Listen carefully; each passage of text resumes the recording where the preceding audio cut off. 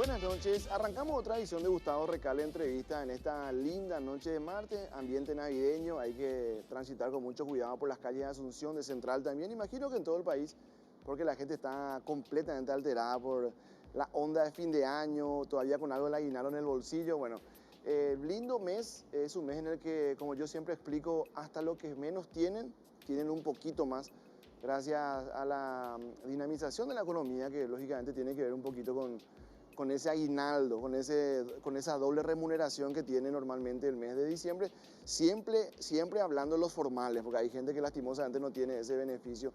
Hoy vamos a hablar de economía.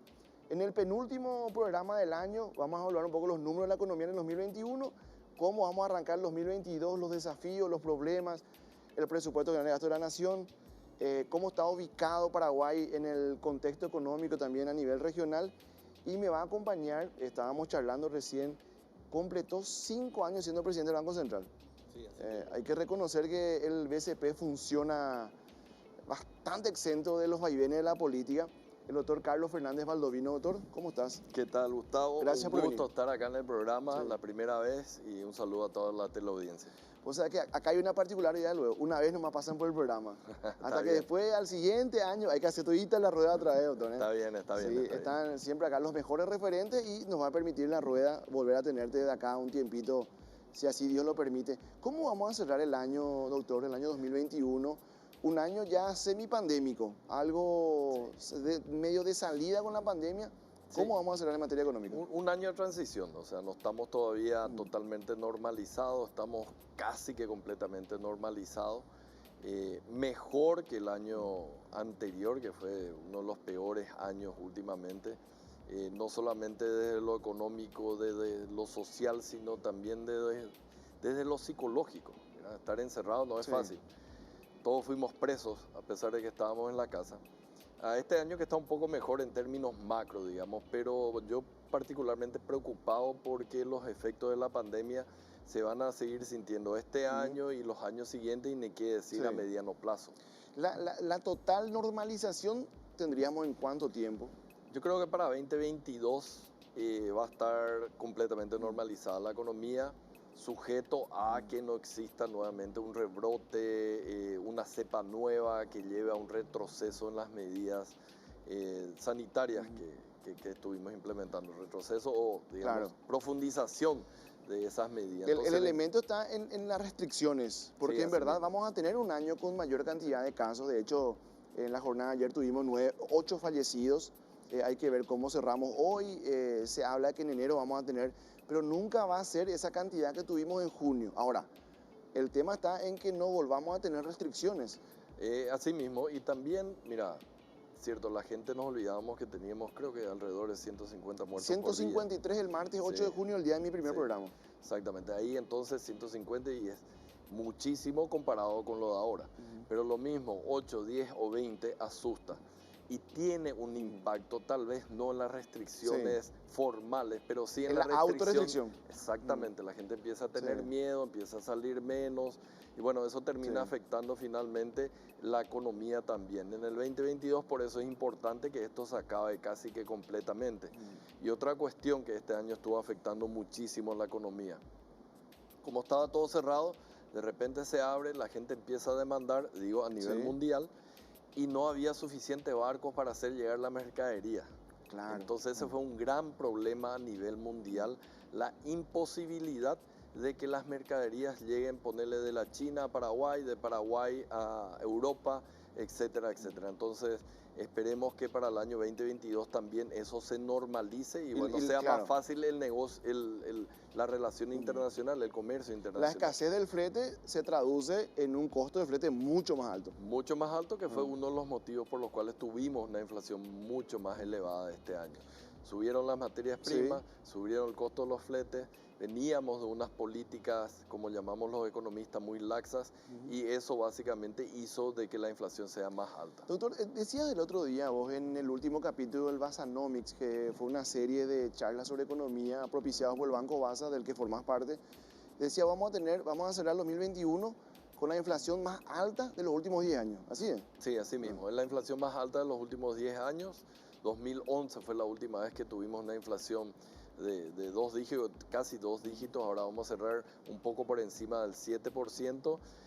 Bueno, en parte fue causa de esta salida de la pandemia y donde las políticas no se ajustaron lo suficientemente rápido, pero no hay que poner todo el peso en eso. Estuvimos hablando del problema de fletes, estuvimos hablando también del problema de las materias primas que se dispararon porque China empezó a comprar nuevamente, y todos esos factores contribuyeron a tener la inflación que tenemos a finales de este año. Una de las cuestiones que yo más le reconozco al economista es la facilidad que normalmente tiene para adecuar su análisis al contexto que uno le plantee.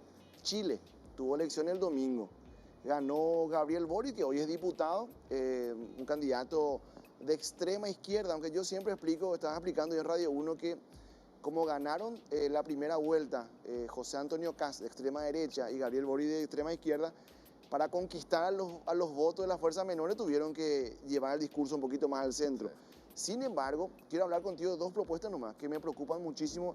Yo dije en Radio 1, quítenle foto a la economía de Chile porque esto se puede comenzar a desmoronar. Eso es de mi análisis empírico, te quiero preguntar como economista. Él plantea lo que se llama el desalojo dialogado, que si yo invado tu tierra para que la justicia chilena me pueda quitar, el Estado chileno me tiene que dar otra tierra a mí. Una locura, ¿eh? Y lo otro, él plantea cambiar por completo el sistema previsional, que creo que hoy tiene en Chile un sistema colectivo como el nuestro, a un sistema individual. O sea, básicamente cambiar las reglas de juego. ¿Esas son cuestiones que pueden modificar la economía chilena? Sí, ahora había que ver la factibilidad de lo que se propuso en campaña versus la implementación. Porque es cierto, termina ganando en una situación de balotaje en donde que había dos opciones solamente. Pero el Congreso ya refleja todas las opciones que estaban disponibles anteriormente. Buen punto, no la tenía esa. Entonces, las cosas que quiera hacer que ameriten una nueva ley, muy difícilmente pasen si es que es una cuestión muy loca como esta cuestión de yo invado, entonces el gobierno me tiene que dar una nueva tierra. Y después invado otra tierra y porque no me gusta la que me dieron y me tienen que dar otra. Entonces, yo creo que es insostenible. La cuestión de las pensiones, ellos tienen al revés, ellos tienen un sistema de capitalización individual. No sé cuál es su idea, si mudar hacia lo que tenemos nosotros, de reparto solidario, como se llama, pero si bien es cierto que ese sistema tuvo algunas fallas, principalmente en la transición, porque básicamente es una caja de ahorro. Entonces hubo gente que antes de retirarse ahorró muy poco, porque tuvo solamente 5 años de trabajo. Entonces se retiraba con lo que ahorró durante 5 años. Cuando que el sistema está hecho para que vos te retires cuando aportaste durante 30 años. Entonces la cantidad de plata que tenía ahorrada era muy poco para tener un nivel de vida decente. Y ellos no encontraron una solución adecuada a la transición. Entonces hubo gente que la pasó mal con ese sistema. Pero tiene muchas cuestiones que son muy favorables. Generó un ahorro interno muy importante que financió muchas inversiones en Chile y fue uno de los secretos del crecimiento chileno hasta hace poco. Quieras o no, los niveles de pobreza cayeron muchísimo, hay que reconocer, la desigualdad está muy elevada, pero la pobreza cayó muchísimo. Ahora ya son aspiraciones de segunda generación, yo creo que ya tiene Chile. Pero vayamos al peor de los escenarios, que se cumpla ese mal pronóstico. ¿Cómo le puede afectar a Paraguay que Chile vea caer su economía? Mira, yo creo que me preocupa un poco qué van a hacer todos los gobiernos en el contexto más regional, ¿verdad? Porque sin entrar a decir bueno o malo, se está yendo hacia la izquierda básicamente. Hay un giro. Hay un giro a la izquierda, alguna vez hubo un giro a la derecha, ahora hay un giro a la izquierda. Vamos a ver qué hacen todos al mismo tiempo y eso sí va a tener un impacto más grande para Paraguay. Chile en particular, bueno, es un mercado muy importante para la carne, hay que ver qué termina pasando allá con la demanda de carne porque por ahí nos puede pegar, digamos, pero a mí me preocupa más la situación regional, ya con Argentina descompuesta, Venezuela descompuesta. Que hay Chile elecciones muy pronto en Brasil también, puede haber un regreso a la izquierda. Sí, pero Lula demostró ser un poco más razonable de todas las izquierdas que hubieron en América Latina. Creo, me cuesta pensar en otro, Uruguay es otro ejemplo. Pero me gustaba más lo que hacía Lula, no Dilma, en términos de políticas económicas.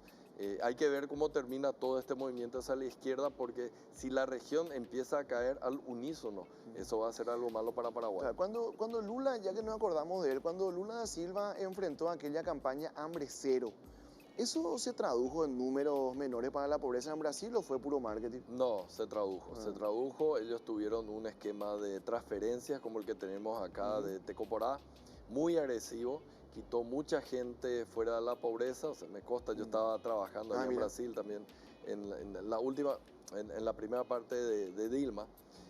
Pero básicamente el punto de esa transferencia es qué hacemos después, porque se supone que son transferencias condicionadas temporales. El problema es cuando te envicias con eso, lo mal usás, como ocurre por ejemplo en la Argentina. Sí. En Argentina es permanente esta transferencia y se usa para Incluso réditos pensiona políticos, para a los votos, presos. etcétera. Entonces, ahí si está mal manejado es nefasta para la economía. Si está bien manejado puede servir para la reducción de pobreza. Yo apostaría un poco a ese sistema. Tenemos nosotros, hay que profundizar, pero tiene que ser transparente y bien controlado. Claro. ¿Cómo crees que nos ven los vecinos en materia económica? ¿Todavía tenemos el mote de país al que le va muy bien con su economía o la pandemia nos robó ese...? Mira, la experiencia que yo tengo cuando hablo con gente de afuera que es inversionista, que es, digamos, que tiene algún capital y que está buscando oportunidades, seguimos, por suerte, manteniendo eso. No sé si es porque todo el mundo está tan mal, pero de todas maneras nosotros estamos muy bien. En términos relativos, ¿verdad? Tal vez no, tenemos nuestros problemas. De hecho, con todo lo que vamos a crecer este año, vamos a terminar siendo, en términos per cápita, más pobres de lo que éramos en el año 2018. O sea, ese es un problema. Pero en términos regionales estamos bastante bien y nos siguen mirando muy bien. ¿Y qué sentido, doctor, cuando ustedes los economistas se rompen el coco, sacan cálculos y marcan proyecciones y el presidente sale así a decir somos la economía que menos cayó? Un análisis así tan simplista de segundo grado.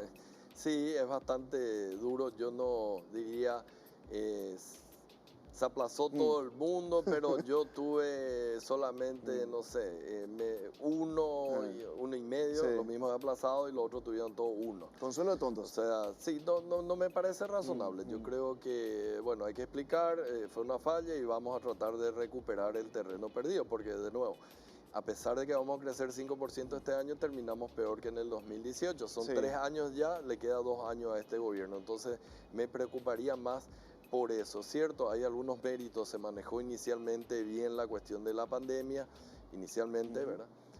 Finalmente no llegaron las vacunas, tienen más rutas, bueno, pero el sentir de la gente es lo que me preocupa, porque con la inflación elevada, digamos, los empleos que se están recuperando, cierto, con respecto al año pasado, pero con una remuneración menor y mucho más precario de lo que era anteriormente, eso va a tener consecuencias sociales en la pobreza. Y eso es lo que importa la gente, no la cantidad de puentes que tengamos. Vos sabés que más que ustedes hay mejores economistas. Te voy a dar un ejemplo. La señora que vende remedio yuyo en la esquina de tu oficina. Así mismo. No hay circulante, te dice. Sí. Ella no sabe el Producto Interno Bruto ni la inflación, pero te dice no hay circulante y te da el análisis exacto. Sí, es un sentimiento, sí. Yo creo que la gente siente la economía en la medida de las posibilidades de su bolsillo, ¿verdad?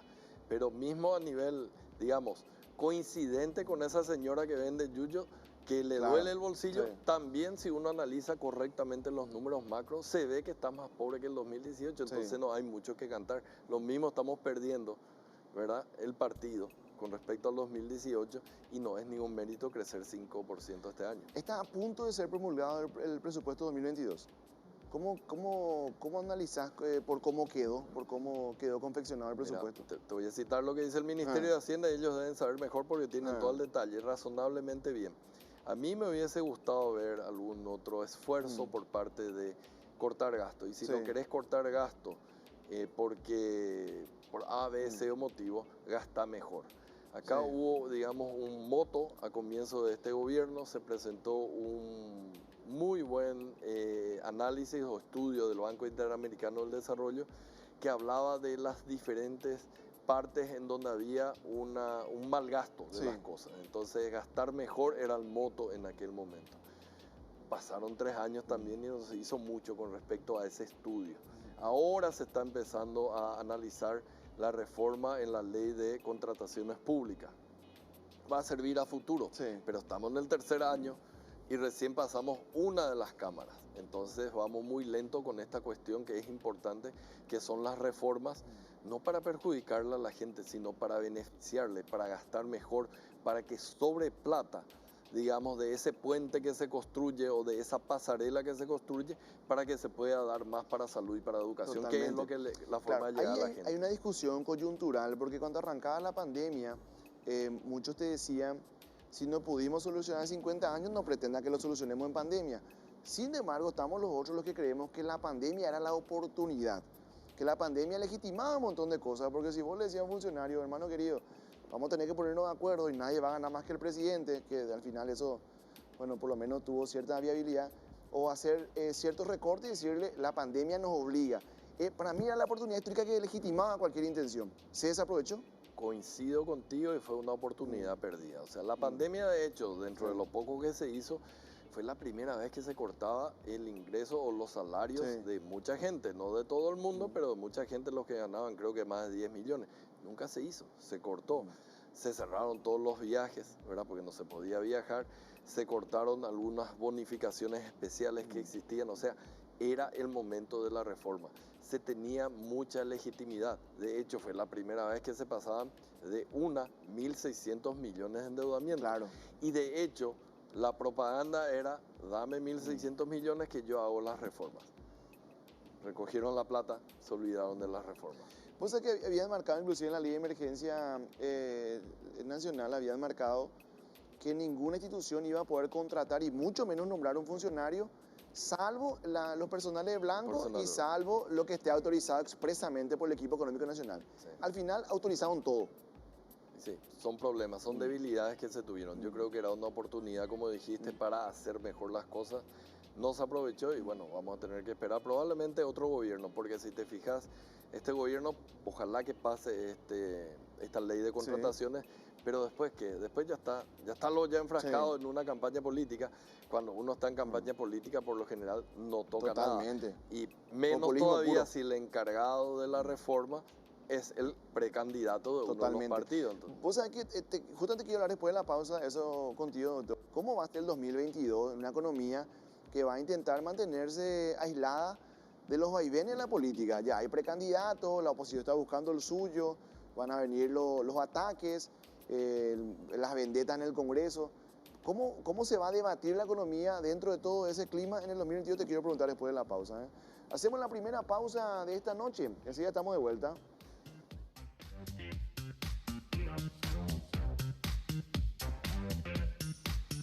Sembrá tu talento, estudia en la Universidad San Carlos. No te pierdas la oportunidad de desarrollarte como profesional en la Universidad San Carlos y de ser parte del sector productivo que representa el 40% de la mano de obra de nuestro país y además genera un 45% de nuestro Producto Interno Bruto. Inscribite a la experiencia única del campo y crece como profesional. Universidad San Carlos, líderes en agronegocios. Fenomax, innovación en suplementos multivitamínicos efervescentes con calidad europea. Tabletas efervescentes que favorecen la absorción de las vitaminas de manera rápida y segura. Fórmulas únicas y exclusivas, apto para celíacos, diabéticos e intolerantes a la lactosa. Fenomax, expertos en vitaminas y suplementos.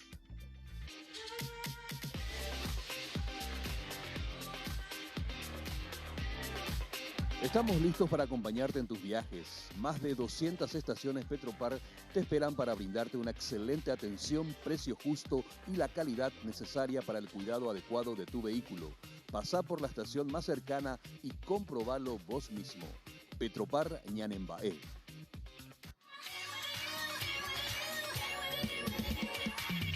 Sanatorio Mersan es lo mejor para tu salud porque es un sanatorio médico de alta calidad que cuenta con profesionales de alto desempeño para brindar a cada uno de nuestros pacientes la máxima atención y confianza con la mejor tecnología. Urgencias, laboratorio, radiografías, tomografías computarizadas y servicio de ambulancia en el corazón de Carapeguá. Sanatorio Mersan, lo mejor para tu salud. Como disfrutar un buen mate con la gente que querés. Yerba Mate Colón Mate Completo está compuesta por hierbas naturales como el eneldo, manzanilla, boldo, burrito y siempre vive. Yerba Mate Colón Mate Completo, todo el sabor, todo el tiempo. Tech. Repuestos para 4 ruedas de la línea japonesa y coreana, como así también repuestos para motos nacionales. Si te cansaste del mal funcionamiento, el ruido molesto y por sobre todo la falta de honestidad para con tu vehículo, esta es la oportunidad de solución en un solo lugar. Lubricación, alineación, balanceo, mecánica ligera, lavado. Visita las tiendas y centros de servicios Mercotec. Sucursales kilómetro 5 sobre la avenida Eusebio Ayala, casi RI2 de Mayo en Asunción, y 4 Mojones sobre la avenida Acceso Sur a metros del viaducto. Encontrarnos en Facebook e Instagram como Mercotec SA. Bueno, estamos de vuelta en el segundo bloque de esta noche de martes. Doctor, ¿ustedes cuando hay un precandidato economista, hinchan por él o no quieren que él llegue para que no le defraude al gremio? No, en el caso de Santiago Peña, depende. digo. O sea, la cuestión de se hace mucho más que economía en una función política, así que creo que es independiente. Hubieron economistas que fueron un gran fracaso en América Latina, hubieron gente que no era economista, que fueron exitosos en lo económico. De hecho, por ejemplo, estamos hablando de Lula. Sí. Y Lula tuvo su primer ministro de Hacienda que era un médico. Ah, mira. Sí, Palocci, Antonio Palocci, y fue el que básicamente fue el garante, digamos, no de la estabilidad, porque ya venían con una estabilidad desde la época de Fernando Enrique Cardoso, pero fue el garante, digamos, de que no se hagan locuras.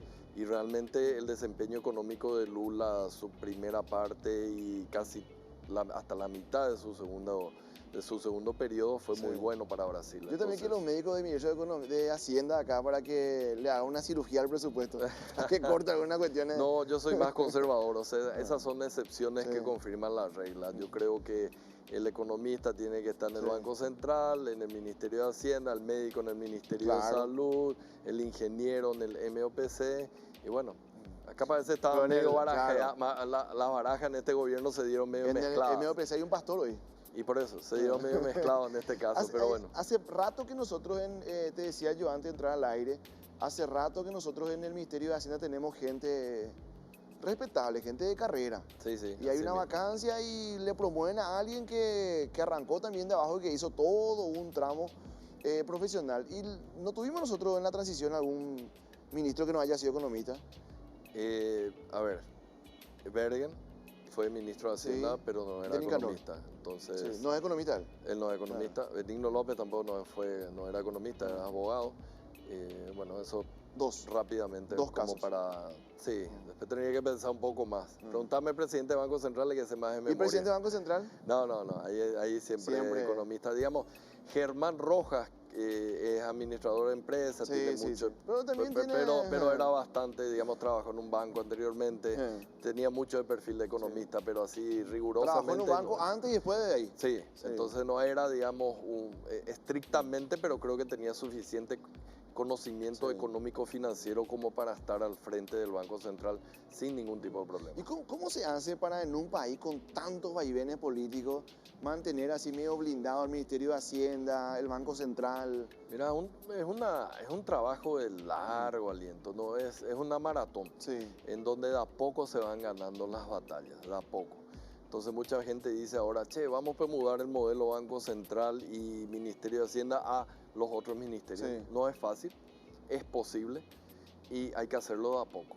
De a poco hay que ir blindando las diferentes instituciones de tal manera a que mejoren en su gestión y termine beneficiando a todo el mundo.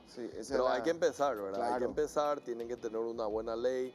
Digamos, en el Ministerio de Salud muchas veces está politizado, hay que darle una carrera médica, digamos, a la gente. Yo estoy a favor de la carrera de las enfermeras, de los médicos. Hay que hacer algo ordenado y algo razonable, pero hay que darle la oportunidad un poco de que la gente crezca dentro de la función pública. De eso yo estoy muy de acuerdo. En su momento, Alfredo Jaegli planteó la dolarización de la economía paraguaya. Creo que Ecuador tiene, ¿verdad? O sea, hizo un proceso de transición al dólar de su moneda. Digamos, es una receta que fue exitosa en algunos países. El Salvador lo tiene, Ecuador lo tiene, pero son para situaciones extremas. Acá tuvimos inflación alta, cierto. La de este año, digamos, es 7% y nos parece súper alto, pero no es tan alto como para ir a una medida extrema. No vayas a aplicar la quimio si solamente tenés un dolor de uña. Ah, Entonces la dolarización es una medida muy extrema porque básicamente perdés el control de tu política monetaria y digamos que iba a pasar el año pasado cuando tenés una pandemia y vos necesitas de que el fisco gaste más, que va a poder hacer, o que el Banco Central baje su tasa de interés de política monetaria. No puede porque está dolarizado. Entonces perdés mucho margen de maniobra. No me parece razonable. Más barato y mucho más certero va a ser tener un Banco Central independiente que sepa hacer política monetaria. Sí, y si nosotros nos planteamos comenzar a hacer, a veces hay errores, pero si nos planteamos empezar a hacer todo mal en la economía paraguaya, ¿a cuánto estamos de ser Argentina? Mira, como un matrimonio cuesta construir la confianza y a veces puede destruir rápidamente. Entonces hay que tener cuidado, la amistad también. Entonces se construye, cuesta y se puede destruir en el momento en el cual la gente vea de que el Banco Central no es serio, vea que el Ministerio de Hacienda no es serio. Entonces, evidentemente, si esas dos instituciones trabajan mal, muy rápidamente se puede perder. Ejemplo, estamos hablando de Lula. Venía muy bien, 4 años, 6 años. Los últimos 2 años de Lula, mucha gente critica. Vino Dilma y Brasil colapsa. Brasil colapsa. En poco tiempo. Entonces, en poco tiempo, algo que empezó con el Plan Real termina colapsando. Entonces, hay que tener mucho cuidado con eso. ¿Un economista cómo vive este proceso de redefinir la tarifa de Itaipú? Es un tema que está en los primeros lugares de la agenda, un economista, supongo, Es un tema porque tiene mucho impacto, no solamente para el presente y no solamente, digamos, en la visión simplista de que vamos a recibir más plata y evito o vamos a cuidar esa plata extra que recibimos. Itaipú básicamente es la piedra fundamental sobre la cual se debería construir el proceso de desarrollo económico y social de Paraguay. Entonces acá no estamos jugando mucho, acá no nos estamos jugando solamente 5 años o 6 años o lo que sea, es mucho tiempo que nos jugamos, tenemos que poner la mejor gente, tenemos que negociar de la mejor manera porque no va a ser fácil. Me tocó trabajar en Brasil interactuando con las autoridades brasileñas, yo estaba como representante. ¿Tiene la mejor diplomacia Brasil de la región? Depende del gobierno. Depende del gobierno. Depende del gobierno. Tienen una muy buena diplomacia, el punto es, ¿lo usa o no lo usa? Lo usa. Sí, y a veces los usa muy bien, son muy inteligentes, a veces son dejados de lado y no se los usa. Pero tienen muy buena formación. ¿Y tenemos nosotros hoy la mejor gente negociando el Itaipú? A tu criterio, doctor. Yo no vi todavía que se empezó a negociar Itaipú, ese es mi gran problema. No sé quién es el encargado de negociar, me acuerdo de una cantidad de iniciativas del gobierno, principalmente aquella vez que saltó el escándalo por el acta, pero después yo no sé qué se está haciendo, yo no sé quién está haciendo. Entonces, claro que me preocupa porque no te puedo decir si son buenos o malos porque no sé quiénes son. Y aquella vez, ya que nos acordamos de ese episodio del 2019, julio del 2019, el gobierno tuvo a media hora de irse. Entre eso que abiertamente parecía una traición a los intereses de la patria y en cualquier lugar civilizado del mundo te puede costar el cargo, versus el impacto que puede tener la economía en juicio político, ¿dónde se ubica un economista? Difícil hacer ¿cómo se dice? Lo contrafactual. Es muy difícil hacerlo. Siempre es traumático. A mí me gustaría tener una democracia representativa y sin ningún tipo de corrupción, porque cualquier grado de corrupción afecta al desempeño de la economía, no importa cómo termina ese acto de corrupción, con un nuevo gobierno o con el mismo gobierno dándole una nueva oportunidad. Lo mismo tiene efecto. Digamos, si el inversionista ve, no, este gobierno finalmente no es serio, entonces no va a querer invertir como si fuera un gobierno serio. Y la seriedad de un gobierno se construye a través de sus actos. Y si hay actos de corrupción, es muy difícil convencerle a alguien, poner plata acá, sea extranjero o sea paraguayo. Si hacemos el ejercicio gráfico de que vos sos un inversor extranjero, venís a Paraguay, ¿te animás a invertir en Paraguay con las reglas de juego de hoy? Mira, podemos tener un gobierno que no nos gusta o que de repente no nos gusta lo que hace, pero Paraguay tiene un potencial enorme. Estábamos hablando, Paraguay sigue siendo mimado o mirado bien en la región, todavía sigue siendo mirado bien. Puede ser la pandemia que no permitió promover mejor Paraguay, pueden ser la miopía del gobierno que no permitió promover mejor el país, pero sigue siendo mirado de buena manera en la región. Y eso está ahí para ser explotado para el próximo gobierno, si es inteligente. Yo creo que en este momento se puede decir que Paraguay sigue siendo atractivo. A pesar de algún gobierno, se sabe, 5 años duran, después terminan yéndose. Pero dentro de todo, digamos, no vimos a la economía colapsar, no vimos al Banco Central emitir para financiar un déficit. Entonces eso es algo apreciado por la región. Tenemos oportunidades, pero si dejamos pasar el tren, va a ser muy malo para nosotros. ¿Estamos más cerca de ser la Suiza de Latinoamérica como muchos añoraban o de ese país tercermundista que le falta mucho para...? Mira, no sé por qué tenía la intuición de que me ibas a preguntar algo por el estilo. A mí me tocó, mientras estaba en el Fondo Monetario, trabajar en África. Y dentro de África me tocó trabajar con el país más pobre de África, Guinea-Bissau. No te imaginas lo que es. Muchas veces yo escuchaba antes de tener esa experiencia, nos estamos africanizando, vamos a hacer África, vamos. Es increíble la diferencia que tenemos a nivel de desarrollo económico y social con respecto a lo que es, por ejemplo, Guinea-Bissau o muchos países africanos. Nosotros estamos en el punto medio, ni somos lo mejor ni somos lo peor que existe. Tenemos que saber dónde estamos ubicados y principalmente tenemos que saber dónde queremos ir. Queremos ser Suiza, no queremos ser África, porque podemos llegar a ser. En Venezuela los niveles de pobreza están disparados. En Argentina los niveles de pobreza están por encima del 50%. Nosotros nos tiramos los pelos porque la pobreza el año pasado estaba a 26 puntos algo y podría llegar a cerca de 30 este año. Todavía sigue siendo casi la mitad de lo que tiene la Argentina. Entonces, ojo también en hacer locuras, porque es muy fácil eso de perder confianza y africanizarnos. Podemos llegar a ser, no estamos en este momento, aprovechemos para seguir avanzando. Vamos a hacer una pausa, doctor, y después de la pausa te quiero preguntar cuáles son los rubros que van a tener mayor facilidad en el 2022 para la recuperación, cuáles son los que le va a costar un poquito más, cómo vamos a estar en materia de empleo también, pero eso después de la pausa. Hacemos la pausa, la última de esta noche, enseguida estamos de vuelta. En el Sanatorio Santa Bárbara sabemos que la familia es todo, la salud es todo. Somos especialistas en el cuidado de tu vida. Contá con nosotros para análisis clínicos, tomografías, cirugías, internaciones, terapia intensiva, especialidades médicas y odontología. Para más información, llámanos al 021-299-388. Vení a conocer nuestras instalaciones, consultar o hacerte tus estudios sobre la avenida Santísima Trinidad y Arquitecto Ravisa en Asunción. Sanatorio Santa Bárbara, calidad y calidez al servicio de la salud.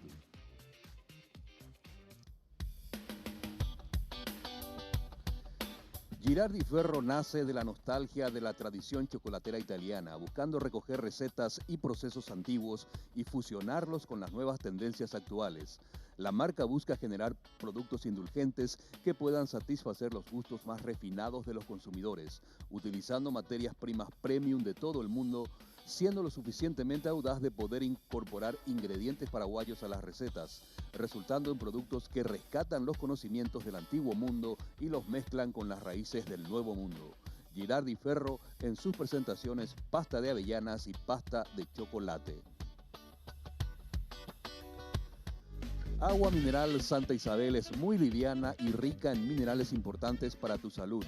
Posee la mejor fuente de agua mineral. Estamos comprometidos con el medio ambiente. Nos preocupamos con la excelencia y calidad de nuestros productos, garantizando salud y bienestar a tu familia. Encontrá Agua Mineral Santa Isabel en los principales puntos de ventas del país. Seguinos en Instagram y Facebook o comunícate con nosotros al 0981-974-598. Agua Mineral Santa Isabel te hace bien.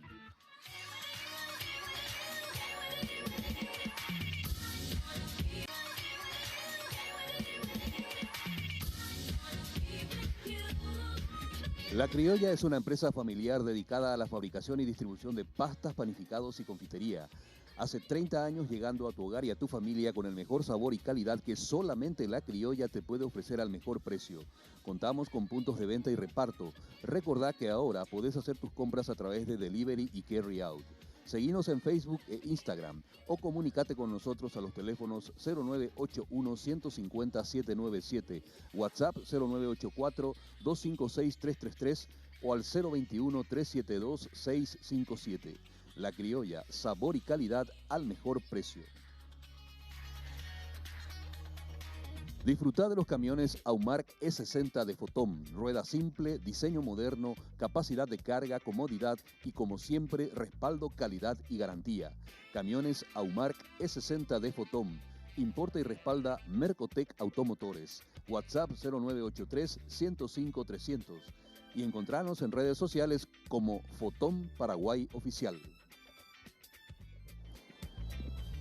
Estamos de vuelta en el último bloque de esta noche, hablando con el doctor Carlos Fernández Baldovino, economista, expresidente del Banco Central. Ese para la gente que llegó más tarde por la casa y se suma ahora a la charla, ¿verdad? Contarle que estamos evaluando cómo cerramos el 2021, pero preguntarte, doctor, ¿cómo van a ser los primeros meses del 2022? Y lo que ya te preguntaba el otro día en TV al Aire en Canal 13, ¿cuáles son los rubros que van a tener mayor facilidad para repuntar en este primer tramo del 2022?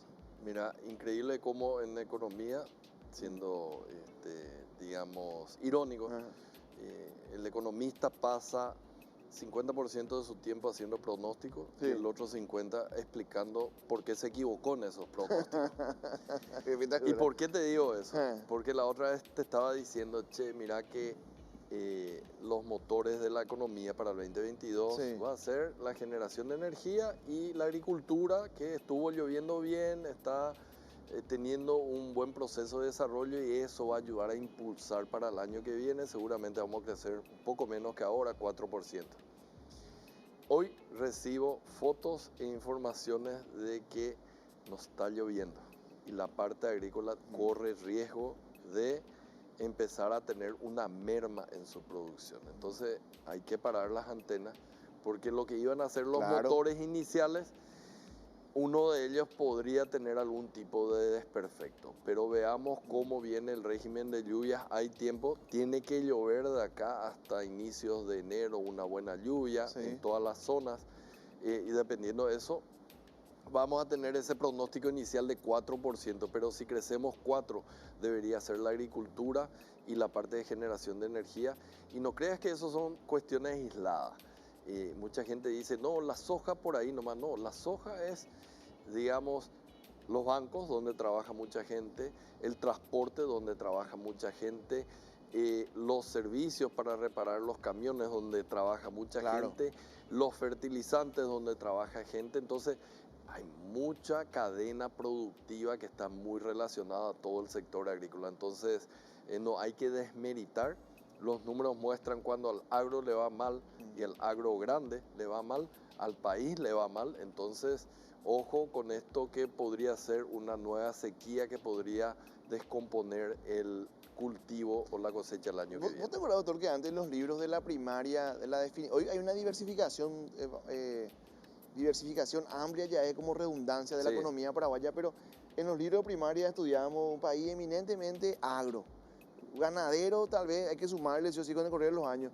¿Eso sigue siendo así de predominante? Mira, si uno mira los números del Banco Central, el agro o el sector primario, que es agricultura, ganadería forestal, que es chiquito todavía, es alrededor del 10% del PIB. 10%. 90% ya no es agro. Pero tenemos una fortaleza en términos de exportaciones, sí. La mayor parte de nuestras exportaciones son productos del agro.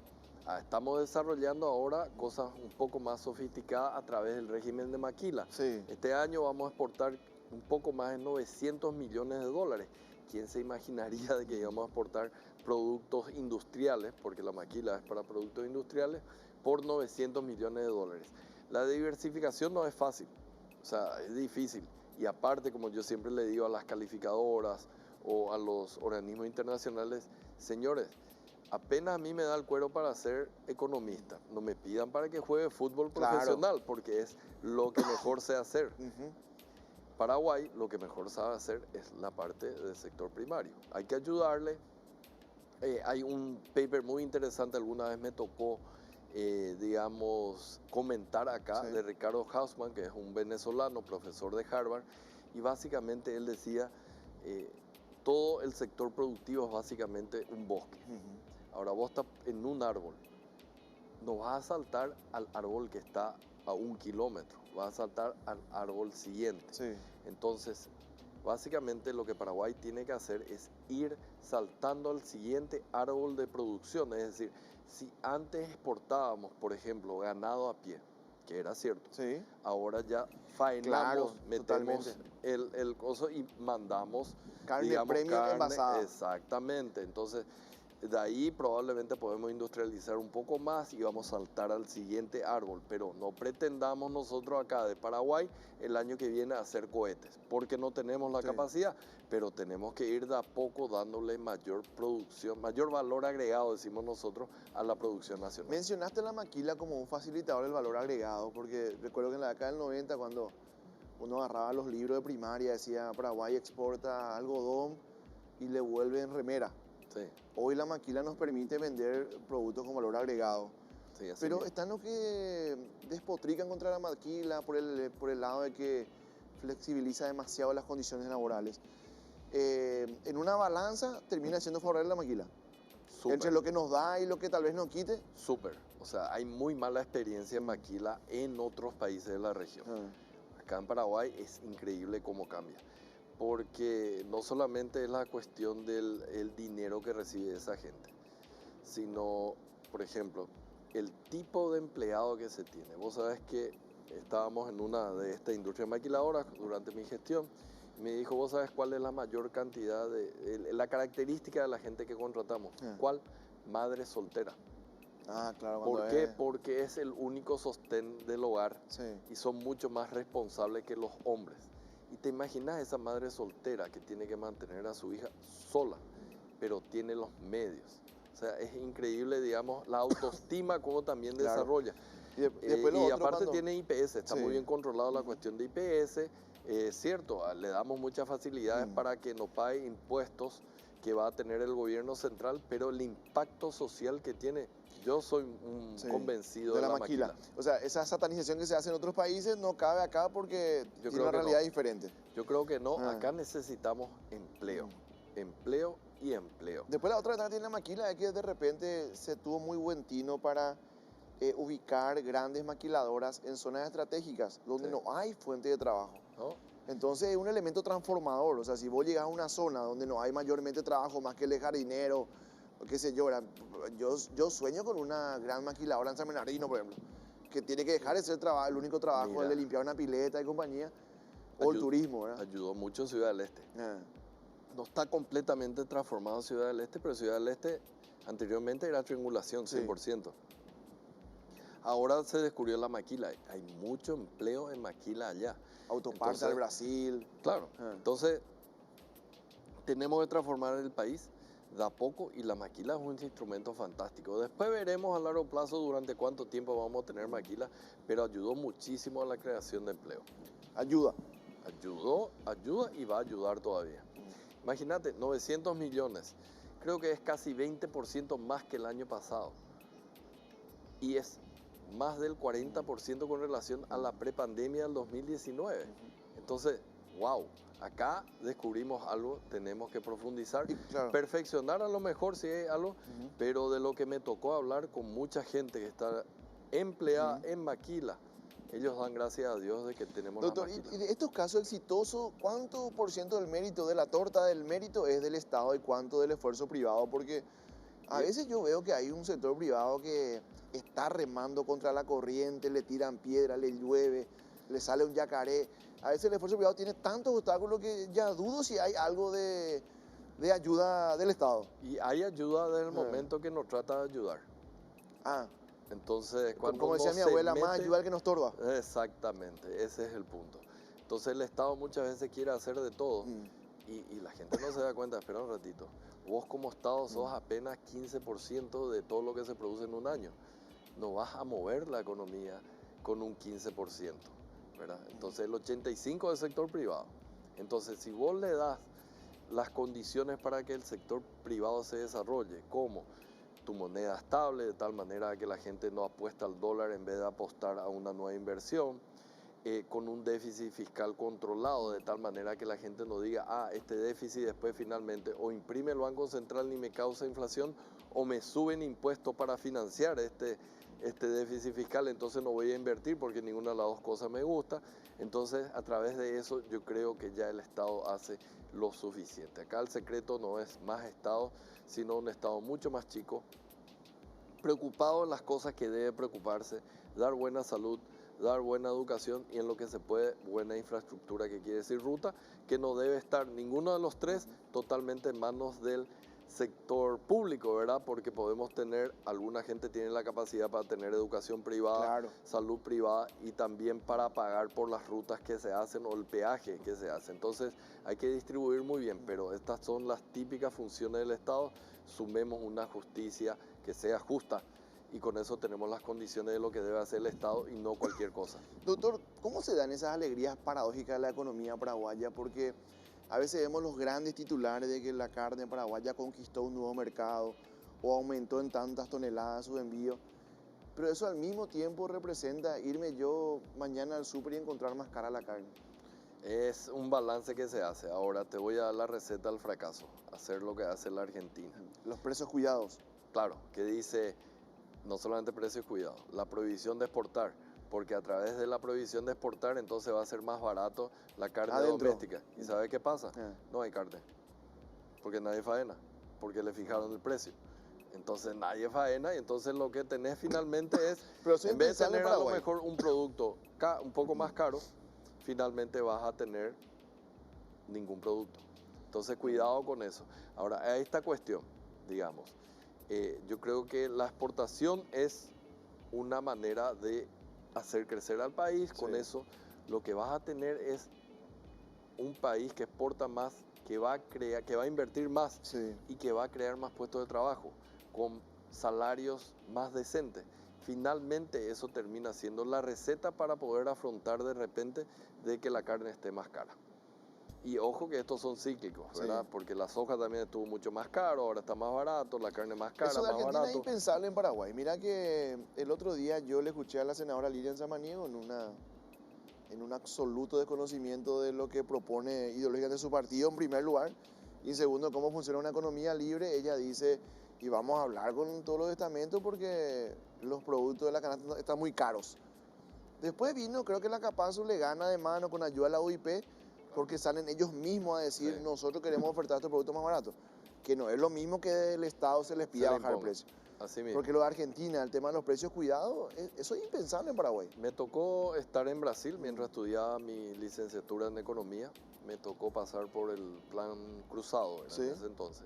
Cambiaron la moneda y el gobierno fijó los precios.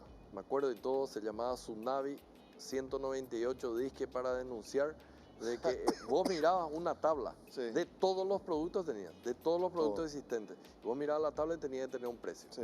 Al comienzo daba gusto, porque yo tenía unos dólares que me mandaba mi madre, con eso cambiaba, el dólar seguía subiendo, Claro. porque no estaban los fundamentos bien, el dólar subía, yo cada vez tenía más cruzados para comprar al precio fijo.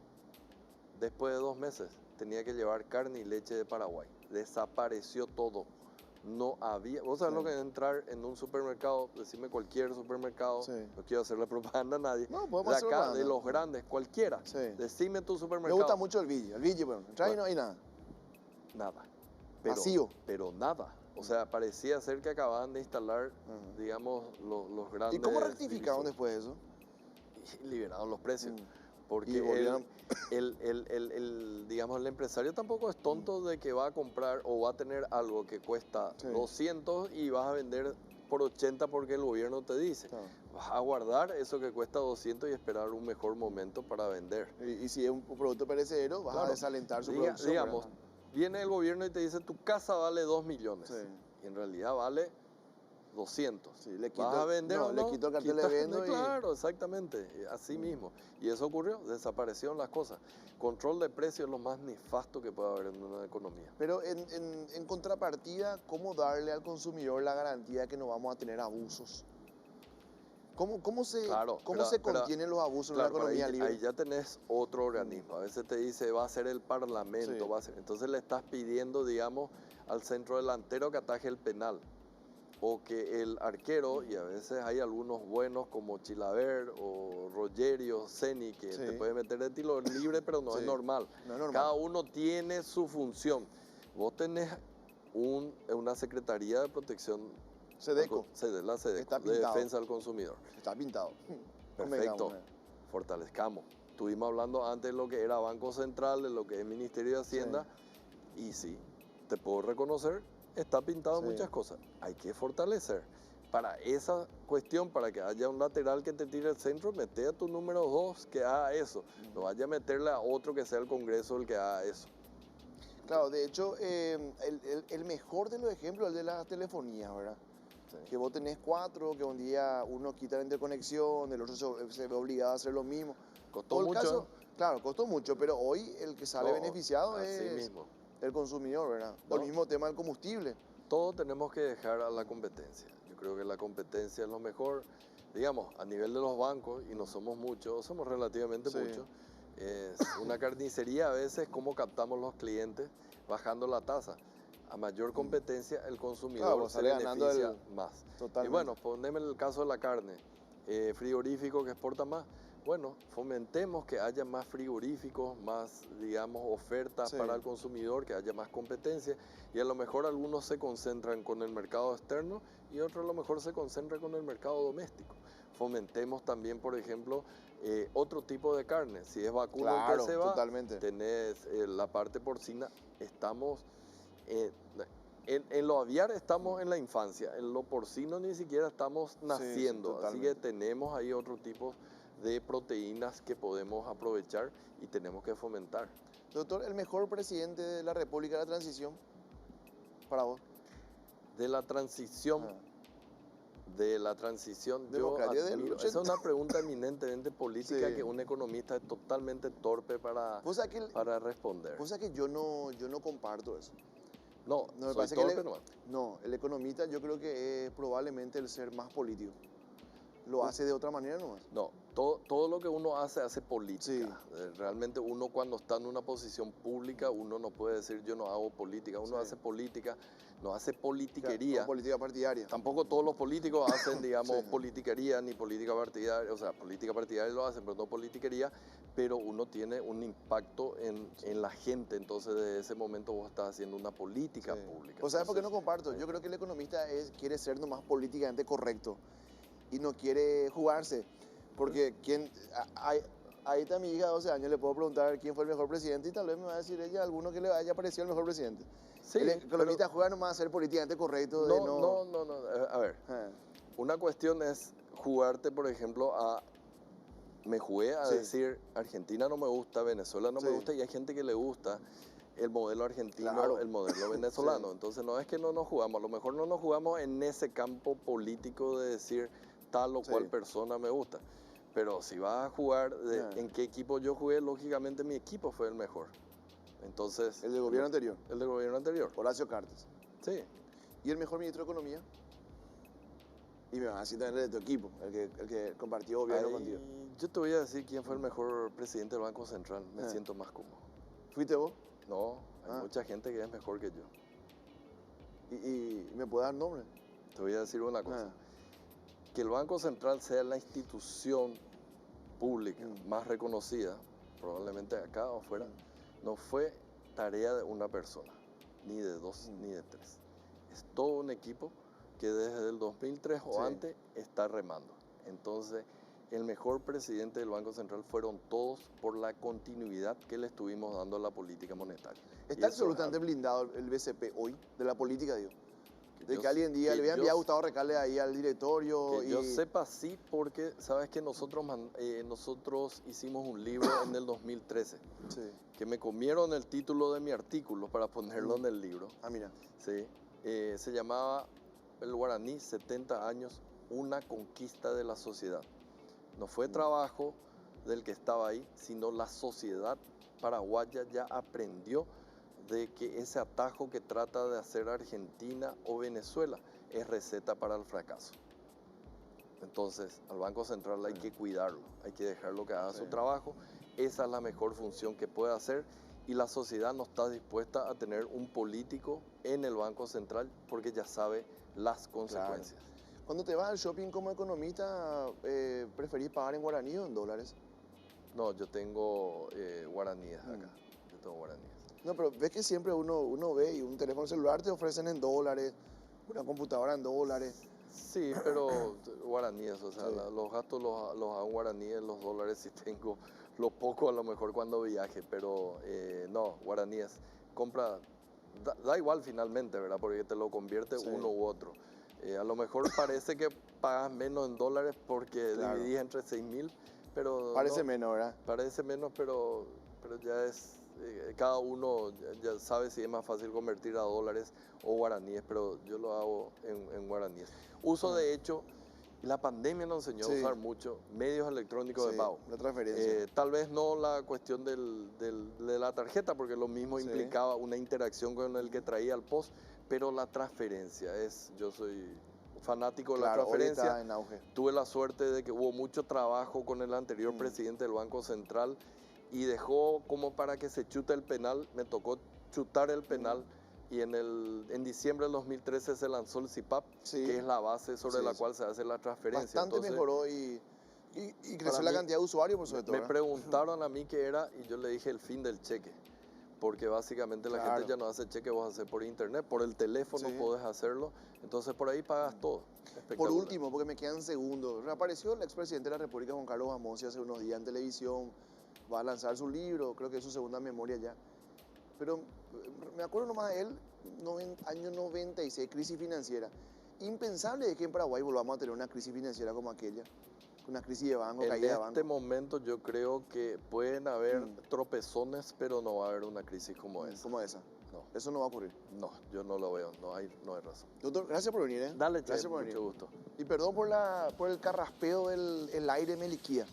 La alergia al aire me raspa la garganta, ¿verdad? Entonces me complica muchísimo esto, pero sin aire tampoco podemos vivir. Tampoco, un mal necesario. Acá no se puede, sí. Doctor, gracias por venir. No, por favor. Muchas gracias. Felices fiestas. Y que el 2022, no solamente para los economistas, sino que para todos, sea un año con mejor pronóstico. Así mismo, y soy muy optimista de que el año que viene va a ser mejor que este, para todos, no solamente para unos cuantos, sino para todos. Para todos. Gracias, doctor. Nos vamos nosotros, retornamos el próximo martes para el último programa del año. Que pasen bien.